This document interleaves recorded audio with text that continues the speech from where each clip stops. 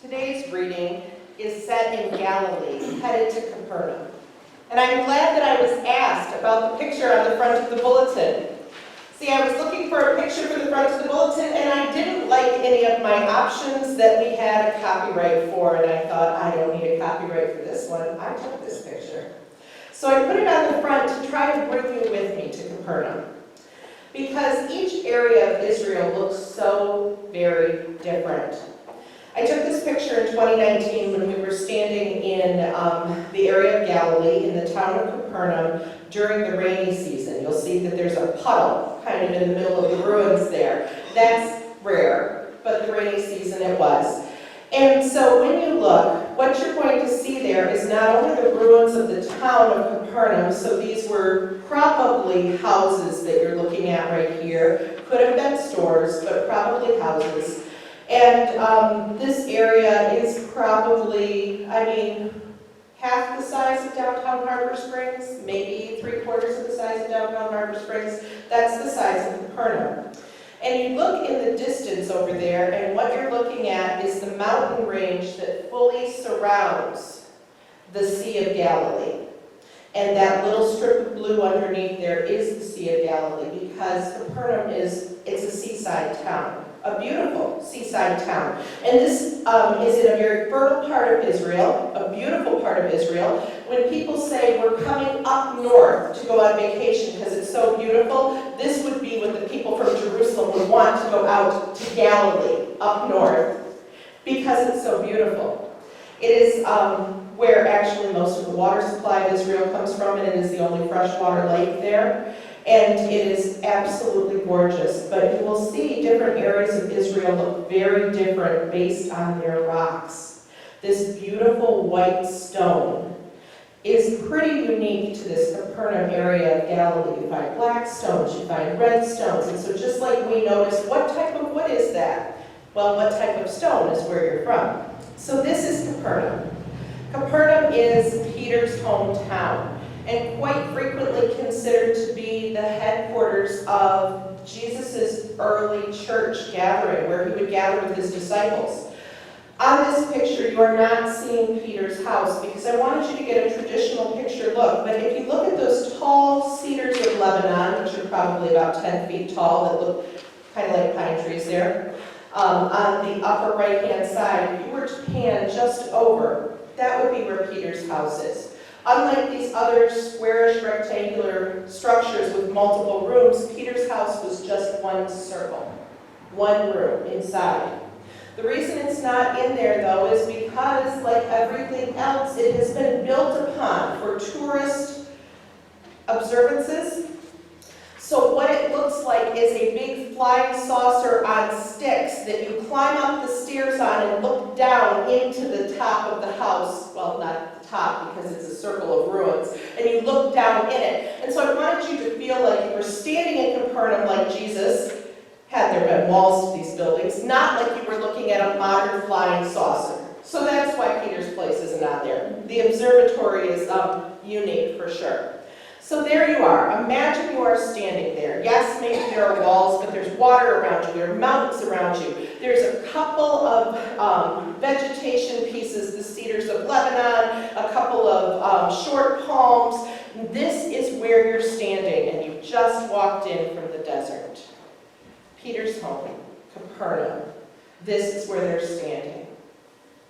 The Gospel of Mark talks about Jesus' work in this area and in others, and presents Jesus as a very successful teacher, a successful healer, and an important rabbi, because Jesus attracts a large following. And yes, just like now, back then, numbers mattered. So if Jesus was attracting a large following, he must have been great. People went to hear what Jesus said and to see what Jesus would do, so he always had these crowds around him. Just as Jesus' popularity was reaching its peak in the time of this text of Mark, Jesus turns his back on all of it. He starts withdrawing into smaller teaching groups for his disciples, going out and praying more fervently, and yes, even saying things that are controversial enough that crowds turn away from him. he is turning towards the cross. See, the book of Mark is one of the most succinct books of the Gospels.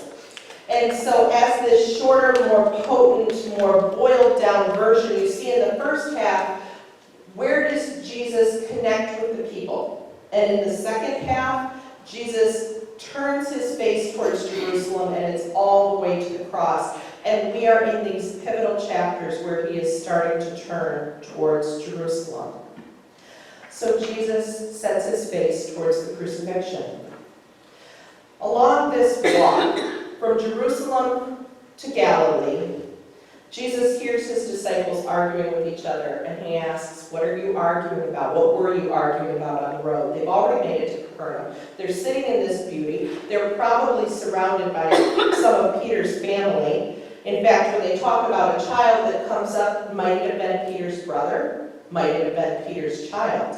We don't know, but we're in his small town with his family around him. And so Jesus turns and asks the disciples, what were you arguing about on the road? And the disciples all, for the first time, got real quiet. They didn't want to tell Jesus what they'd been arguing about. Because in this first half of Mark, it is all successes. It is all greatness and making a difference. And they are ready for Jesus to come into his power and them to be right alongside him. And if there was a time that their egos might be in full bloom by being chosen by a prominent rabbi who they thought would soon have an earthly kingdom, now would be that time. Certainly they would want positions of power in this kingdom. Well, Jesus asked this question, as Jesus often did, not for his own benefit, but for theirs. He obviously had caught what they were talking about. He knew that they had been discussing who wants to be first and who is greater than the other. So Jesus turns to their silence and says, whoever wants to be first must be last of all and servant to all. This is culturally difficult because this was a hierarchical culture. And on the very bottom rung were servants.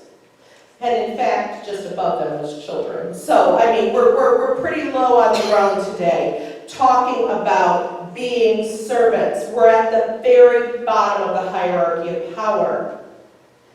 So in this hierarchical society, most people are relegated to the bottom. Few have access to the top. So these disciples were desiring greatness because they had probably never had any access to it before. Greatness can equal survival in a society that ranks human value from greatest to least. Greatness equals having enough, or as often the case, having more than enough. Greatness equals protection. Greatness means your life matters and you cannot so easily be removed. So here, in this time of Jesus, in this Galilean society, greatness could be attained by acquiring honor. Honor was found three ways. One, be wealthy, probably having land. Wealth and land were the same. So honor, greatness, wealth, first. Second, religious purity. So who is clean and who is unclean? Who is following God and who is not following God? Who is ritually appropriate in the eyes of God and who is an outcast? So there's your second point of honor. And your third point is humility, which ensured that everyone stayed in their place, not trying to raise up the ranks. This is their hierarchical society.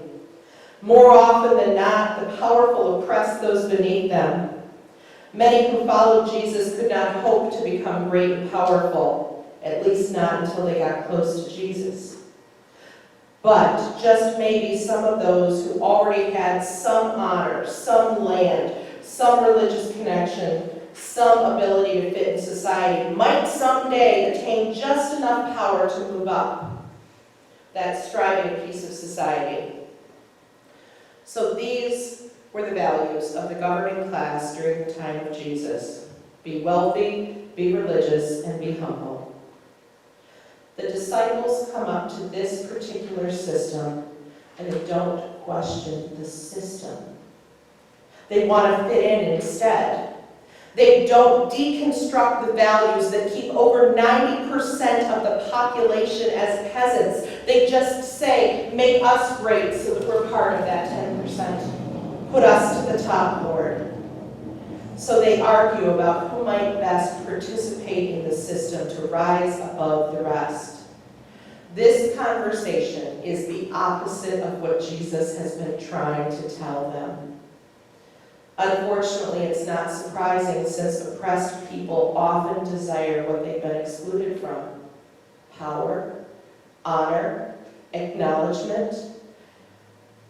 But adopting the same standards of access to greatness without changing the society means that others are merely pushed down for you to move up. Jesus questions this. Wonder how we measure greatness within our Christian community. Have we, like the disciples, adopted our society's standards? I've read about some wonderful work of Christian missionaries and people that are making differences. And there are times where I bristle back and think I couldn't. I'm not even sure if that's okay. Is that okay? Here's one. Here's one that I read about and I bristled the most. Inner city Christian missionaries who were giving away clean needles to drug users. They were drug users, but they didn't want them to become sick with a permanent disease. And so they understood that being addicted is a disease, and the way to keep you from dying from another illness is to give you clean needles. I bristled. I thought, but. And then I asked myself, but what is more important, their life or my values regarding drugs? Oh, church, was I humbled in that missionary moment? Was I humbled in the understanding that they had figured out that to be the greatest, we must be last and be servant of all? Some people figure this out quicker than others. Some people still bristle, your pastor included. Now, for those of us that seek to be first, there is no judgment here. For who of us hasn't found ourselves vying for the best places, the highest places, or the most recognition and honor, at least once in our lives? Competition for power and wealth and prestige seems to be as old as humanity. I think it falls in a fear of scarcity, an idea that maybe there isn't enough power to go around. Maybe there isn't enough honor to go around. Maybe we need to grab for ours and push down someone else. And it's a sad thing. It's sad for a person to be consumed with what others think about them in a way that they must seek public recognition or importance at the sacrifice of others. But it's our cultural norm. Our cultural norm says if you want to be great, get out there and get it. It's a dog-eat-dog world out there, and you're going to have to get support. You're going to have to be part of the right club, sing with the right people, live in the right town, work in the right place, go to the right school, be influential, and set up the situation if you're going to be great and win at life. Modern standards of greatness are just as hierarchical as those that the disciples encountered. They're usually anchored in power over others, wealth, control, status, beauty, and influence. But this is not what Jesus says. Therefore, Jesus questions the entire system.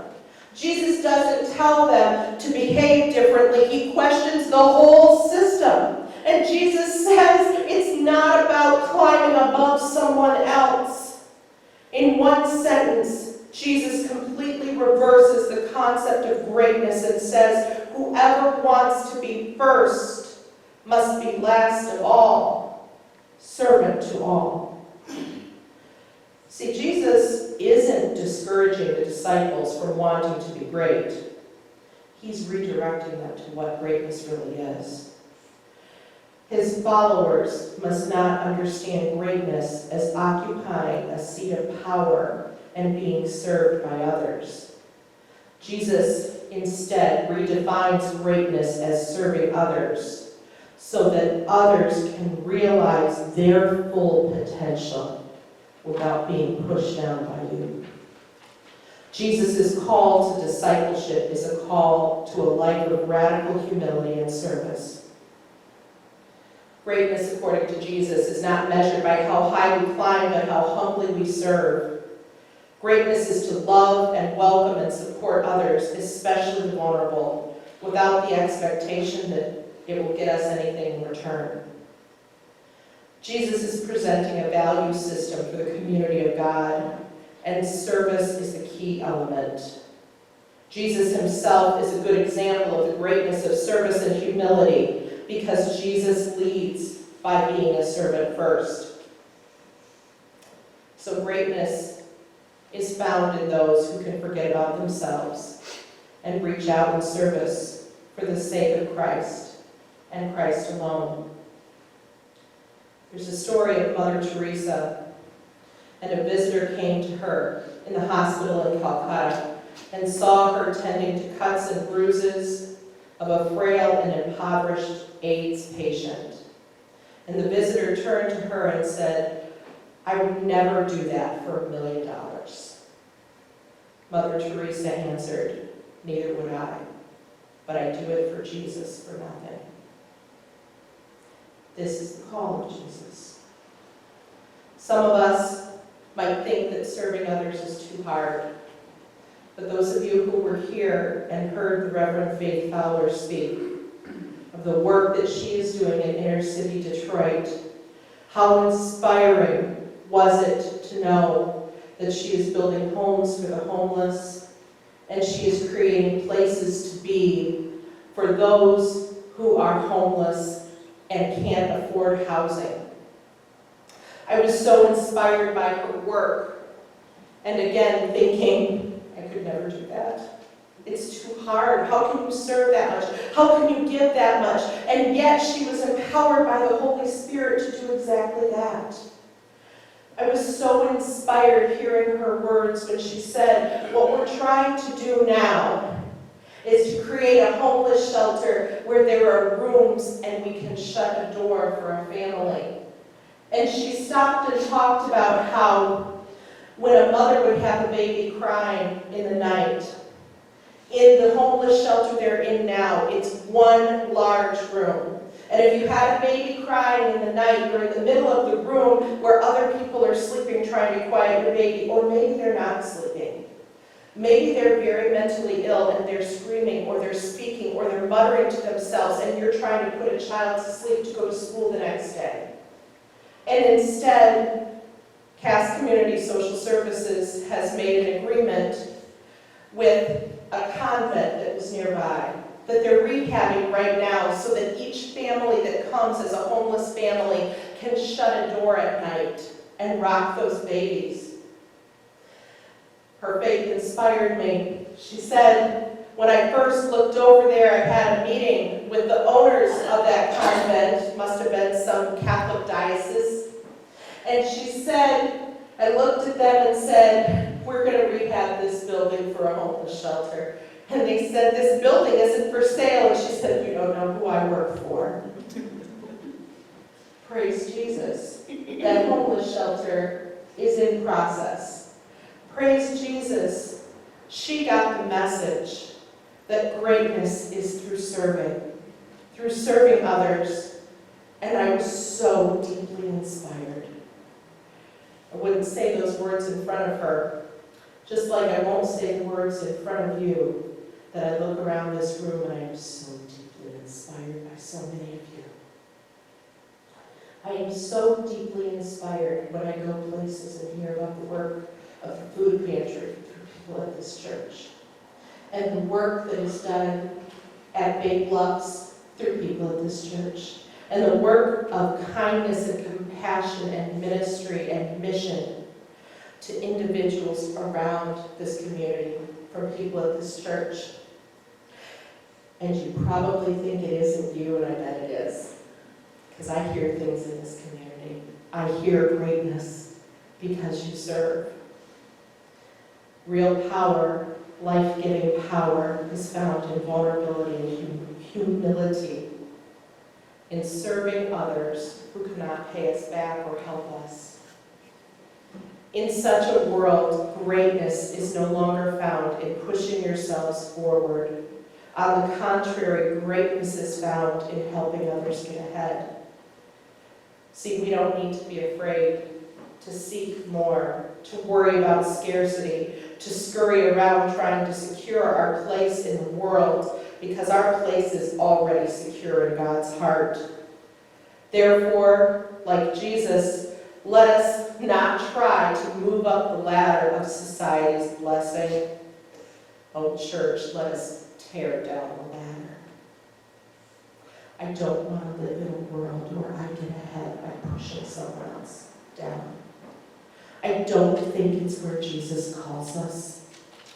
Let us therefore live lives where greatness isn't about power and wealth and fame and all the rest. Instead, may greatness be measured by how much we share with others, how much we take care of others, how much we love others, and yes, how much we serve others.